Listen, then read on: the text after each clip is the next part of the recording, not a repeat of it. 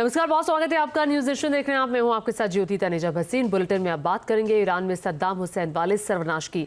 यानी जैसी तबाही अमेरिका ने इराक में मचाई थी, ठीक वैसा विनाश ईरान में देखने को मिल सकता है, क्योंकि अमेरिकी जांच एजेंसी FBI ने दावा किया है कि 3 महीने से ट्रंप को जान से मारने की साजिश रची जा रही थी और इसके पीछे जो दिमाग था वो है ईरान का। अब सवाल ये है कि सनसनीखेज खुलासे के बाद ईरान का क्या होगा। आइए एक रिपोर्ट में आपको दिखाते हैं। ईरान में सद्दाम वाले सर्वनाश का सच।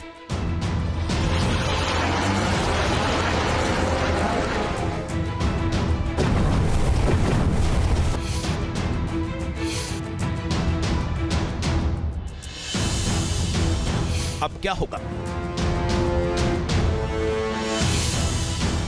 पूरी दुनिया की निगाहें इस बात पर टिकी थी कि ट्रंप शपथ लेने के बाद क्या फैसला लेते हैं, मगर शपथ ग्रहण से ठीक पहले अमेरिका की इन्वेस्टिगेशन एजेंसी FBI ने जो खुलासा किया है उसने पूरी दुनिया में हड़कंप मचा दिया है। खबर है कि इस खुलासे के बाद ईरान के सुप्रीम लीडर अली खामेनेई को बहुत ही सीक्रेट अड्डे पर छिपा दिया गया है।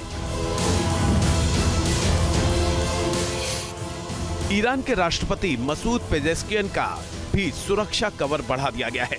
दावा तो ये भी है कि ईरान के तमाम बड़े कमांडर अंडरग्राउंड हैं और खुफिया जगह से ही अमेरिका से निपटने की रणनीति बना रहे हैं।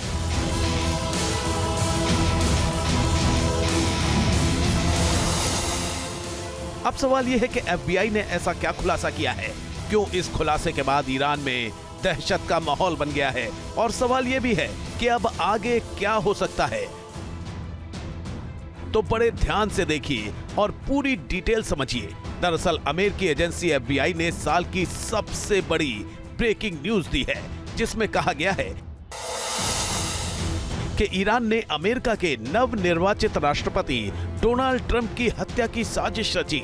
इसके लिए एक अफगानी नागरिक को हत्या की सुपारी दी। चुनाव प्रचार के दौरान 3 बार ट्रंप को मारने की कोशिश की गई और चुनाव जीतने के बाद भी ट्रंप पर हमले का प्लान था। आपको टीवी स्क्रीन पर दिखाई दे रहा FBI का ये वही कोट है जिसमें डायरेक्टर क्रिस्टोफर वरे के हवाले से कहा गया है कि ईरान के अर्धसैनिक क्रांतिकारी गार्ड के एक अधिकारी ने सितंबर में भाड़े के एक शूटर को ट्रंप की निगरानी करने और उन्हें मारने की योजना बनाने का निर्देश दिया था। हत्या का जिम्मा फरहाद शकेरी नाम के शख्स को सौंपा गया था, जो ईरान का सरकारी कर्मचारी था। फरहाद शकेरी मूल रूप से अफगानिस्तान का नागरिक है, जो बचपन में ही अमेरिका में आकर बस गया था, मगर डकैती के एक मामले में 14 साल जेल में रखने के बाद साल 2008 में उसे निर्वासित कर दिया गया था। अमेरिका से निकाले जाने के बाद शकेरी ईरानी अधिकारी के संपर्क में आया, जिसके बाद ट्रंप की हत्या करने का प्लान बनाया गया। चौंकाने वाली बात यह है कि ट्रंप की हत्या की साजिश का खुलासा खुद सुपारी किलर फरहाद शकीरी ने किया है, जिसने FBI के एजेंट्स के साथ फोन पर यह कबूल किया है कि उसे ट्रंप की हत्या करने के लिए 7 दिनों की डेडलाइन दी गई थी और इसके लिए बहुत सारे पैसे देने की बात भी कही गई थी। साथ ही यह भी निर्देश दिया गया था कि अगर 7 दिनों में ट्रंप को नहीं मारा जाता है तो फिर मारने का प्लान चुनाव के बाद तक के लिए टाल दिया जाए, क्योंकि चुनाव के बाद ट्रंप की सुरक्षा कम हो जाएगी। यानी ट्रंप की सुपारी देने वाले ईरानी अधिकारी मानकर चल रहे थे कि ट्रंप चुनाव हार जाएंगे, जिसके बाद उन्हें टारगेट करना आसान हो जाएगा। अब सवाल यह है कि आखिर ट्रंप को मारने की साजिश ईरान की तरफ से क्यों रची जा रही थी। इस सवाल का जवाब भी आपको बहुत तफसील के साथ देंगे, मगर पहले कुछ तस्वीरें दिखाते हैं जो साबित करती हैं कि चुनाव प्रचार के दौरान कैसे 3 बार ट्रंप को निशाना बनाने की कोशिश की गई। पहली कोशिश 13 जुलाई 2024 को पेंसिल्वेनिया में की गई, जब चुनावी रैली के दौरान ट्रंप पर गोली चलाई गई। इसमें ट्रंप के कान में गंभीर चोट आई। ट्रंप पर हमले की दूसरी कोशिश 16 सितंबर को फ्लोरिडा में हुई, जब ट्रंप के गोल्फ खेलने के दौरान एक संदिग्ध पकड़ा गया। ये हत्या के लिए AK-47 लेकर पहुंचा था। ट्रंप को निशाना बनाने की तीसरी कोशिश कैलिफोर्निया में 12 अक्टूबर को की गई, जब कोचिला में रैली के दौरान एक हथियारबंद संदिग्ध पकड़ा गया। इसे ट्रंप की खुशकिस्मती ही कहेंगे कि उनके खिलाफ रची जा रही साजिश हर बार नाकाम हो गई। अब FBI के खुलासे के बाद से कॉन्ट्रैक्ट किलर फरहाद शकेरी फरार है। हालांकि 2 लोगों को गिरफ्तार किया गया है, जिनसे इस साजिश को लेकर जानकारी जुटाई जा रही है। लेकिन सवाल ये भी है कि मौजूदा वक्त में ईरान के खिलाफ इजराइल जितना आक्रामक हो रहा है, उसके पीछे बाइडेन प्रशासन की ताकत है। तो सवाल उठता है कि ईरान बाइडेन को टारगेट करने की बजाय ट्रंप के पीछे क्यों पड़ा है। इसे समझने के लिए आपको डोनाल्ड ट्रंप के पिछले कार्यकाल में झांकना होगा। दरअसल ट्रंप ईरान को लेकर हमेशा से आक्रामक रहे हैं। इस वजह से ईरान भी ट्रंप को अपना दुश्मन नंबर 1 मानता है। असल में इसके पीछे कई वजह भी हैं। पहली वजह, ट्रंप ने ही IRGC के पूर्व कमांडर कासिम सुलेमानी की हत्या का ऑर्डर दिया। दूसरी वजह, ट्रंप के कार्यकाल में ही सीरिया के गोलान हाइट्स को इजराइल का इलाका माना गया। तीसरी वजह, ट्रंप ने ही अपने कार्यकाल में ईरान पर कड़े प्रतिबंध लगाए, जिससे ईरान की अर्थव्यवस्था चरमरा गई। चौथी वजह, ट्रंप के आदेश पर ही जेरूसलम में अमेरिकी एम्बेसी खोली गई, यानी उसे इजराइल की आधिकारिक राजधानी माना गया, जबकि ईरान इसके खिलाफ था। पांचवी और सबसे बड़ी वजह यह है कि ट्रंप बिल्कुल भी नहीं चाहते हैं कि ईरान के पास एटम बम हो।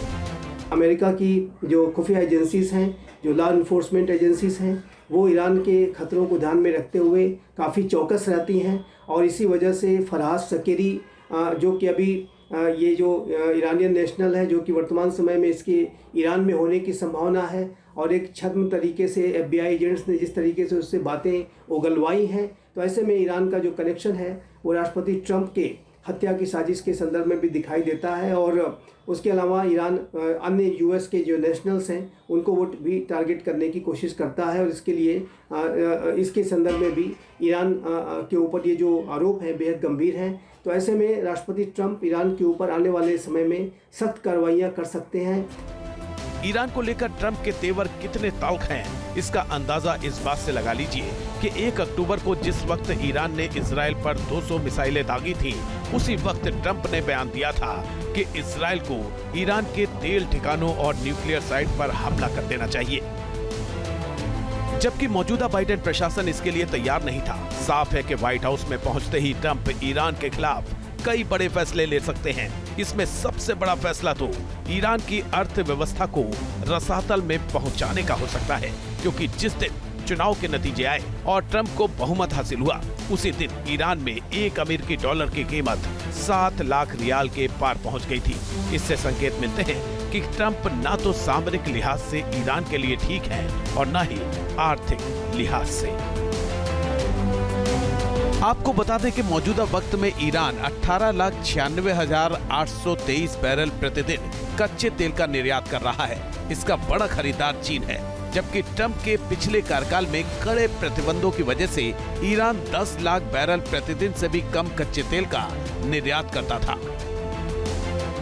मुमकिन है ईरान को एक बार फिर यही डर सता रहा था कि ट्रंप के आने के बाद फिर से उस पर लगे जो सैंक्शंस हैं वो कड़े कर दिए जाएंगे, जिससे असर ईरान की अर्थव्यवस्था पर सीधे तौर पर पड़े।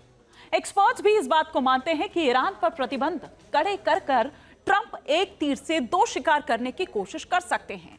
एक तो ईरान की संपन्नता पर रोक लगाई जाएगी और दूसरी तरफ चीन को भी सस्ता तेल मिलना बंद होगा, जिसका चीन पर भी असर होगा। यानी ईरान के पास ट्रंप की हत्या करवाने की कई वजह हैं। मुमकिन है इस कारण ही ट्रंप भी ईरान को लेकर बेहद सख्त नजर आ रहे हैं, जिसका संकेत वो चुनाव प्रचार के दौरान भी दे चुके हैं, जब उन्होंने साफ साफ कहा था कि वो यूक्रेन का युद्ध रुकवा सकते हैं, जबकि पश्चिम एशिया के तनाव पर कुछ नहीं कह सकते हैं। This case Iran, that if you do anything to harm this person, we are going to blow your largest cities and the country itself to smithereens. We're going to blow it to smithereens. You can't do that. And there would be no more threats. Defence experts भी इस बात को मान रहे हैं कि Donald Trump का नया कार्यकाल ईरान के लिए बैड चैप्टर साबित हो सकता है, खासकर FBI के खुलासे में जिस तरह ट्रंप की हत्या की साजिश रचने की बात सामने आई है। खैर, ईरान भी इस बात को अच्छी तरह समझता है कि ट्रंप ने अपने पिछले दौर में जिस तरह के तेवर दिखाए थे, आने वाला वक्त ईरान के लिए उससे भी मुश्किल भरा हो सकता है। इसलिए ईरान ट्रंप के शपथ लेने से पहले ही उनसे निपटने की तैयारियों में जुटा है, जिसकी सबसे बड़ी गवाही ईरान से आया एक वीडियो दे रहा है। दावा किया जा रहा है कि मिडिल ईस्ट में भारी तनाव के बीच ईरान ने ICBM का टेस्ट किया है। ईरान के आसमान में जैसे ही आग उगलता ये गोला देखा गया, अमेरिका के तमाम अखबारों ने इसे सुर्खियां बना लिया है। शक है कि ईरान ने ये मिसाइल टेस्ट शाहरूत टेस्टिंग साइट से किया है। जिस मिसाइल को रात के अंधेरे में दागा गया वो ईरान की खुर्रमशहर 4 मिसाइल हो सकती है। ये ईरान की हाइपरसोनिक स्पीड से चलने वाली मिसाइल मानी जाती है, जो 2000 किलोमीटर तक तबाही मचा सकती है। दावा किया जाता है कि ईरान की खुर्रमशहर 4 अपने साथ 1500 किलो वॉरहेड ले जा सकती है। बेशक ईरान के पास परमाणु बम होने या न होने की पुष्टि अभी तक नहीं की जा सकी हो, मगर ये बात तय है कि खुर्रमशहर 4 न्यूक्लियर हमला करने में भी सक्षम मानी जाती है।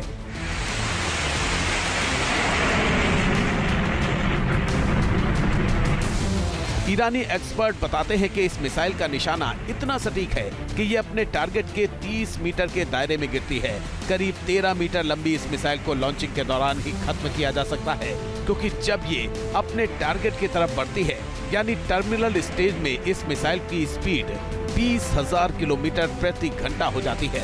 इजराइल तो छोड़िए, अमेरिका के किसी मिसाइल डिफेंस सिस्टम के लिए भी इसे रोकना आसान नहीं है। दावा है कि ये मिसाइल बेशक अमेरिका तक ना पहुंच पाए, मगर आर पार के युद्ध में ये इजराइल और मिडिल ईस्ट में मौजूद अमेरिकी मिलिट्री बेस को भारी नुकसान पहुंचा सकती है। खुर्रमशहर 4 मिसाइल अमेरिका के लिए कितना बड़ा खतरा साबित हो सकता है, ये हम आपको चलिए बताते हैं। क्योंकि दावा ये किया जाता है कि मिडिल ईस्ट में अमेरिका के 14 मिलिट्री बेस हैं। कौन कौन से वो मिलिट्री बेस हैं और ईरान की ये मिसाइल निशाना बना सकती है, वो मिलिट्री बेसेस हम यहाँ पर आपको ग्राफिक्स के जरिए दिखा रहे हैं। अमेरिकी सैन्य अड्डे कितने, 40,000 से ज्यादा जो सैनिक है उनकी यहाँ पर तैनाती है, उनकी यहाँ पर मौजूदगी है। उनमें कौन कौन है वो हम यहाँ आपको दिखा रहे हैं। सबसे पहले अगर बात करूं मैं उसमें कुवैत की, तो कुवैत में 10 बेस वहां पर हैं और इन बेस में 13,000 सैनिक हैं। जी हां, 13,000 सैनिकों की तैनाती यहां पर है। और ना केवल अकेले कुवैत में, बल्कि अलग अलग जो वो अड्डे हम आपको दिखा रहे हैं उनमें से एक बहरीन भी है, जहां पर 12 बेस बनाए गए हैं और इन बेस में 3700 सैनिकों की तैनाती है।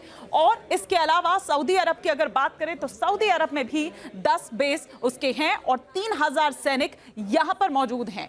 इसके अलावा यूएई की अगर हम बात करें तो यहां पर 3 बेस हैं और इन 3 बेस में 5000 सैनिकों की मौजूदगी है। इसके अलावा अगर बात करें ओमान की, तो ओमान में 6 बेस बनाए गए हैं जिनमें 600 सैनिकों को रखा गया है वहां पर। तो ये आप कह सकते हैं कि किस तरह से कि कभी भी उनको जिस तरह से ऑर्डर हो वो पोजीशन उस तरह से ले लेंगे। इसके अलावा कतर की अगर बात करें तो सबसे बड़ा जो बेस है वो यहीं कतर में है। यहां पर 13,000 सैनिकों की तैनाती की गई है, उनकी मौजूदगी यहां पर है और जैसे ही ऑर्डर उनको दिया जाता है वो अपनी पोजीशन लेकर उस कमांड को फॉलो करेंगे। कुल मिलाकर तनाव बेशक ईरान और इजराइल के बीच बढ़ रहा हो, मगर ट्रंप की हत्या की साजिश वाले खुलासे ने अमेरिका को भी इस तनातनी में शामिल कर दिया है और मुमकिन है कि ये तनातनी आने वाले वक्त में भी कम होने के बजाय बढ़ेगी, जिसका असर न केवल मिडिल ईस्ट बल्कि पूरी दुनिया में देखने को मिल सकता है।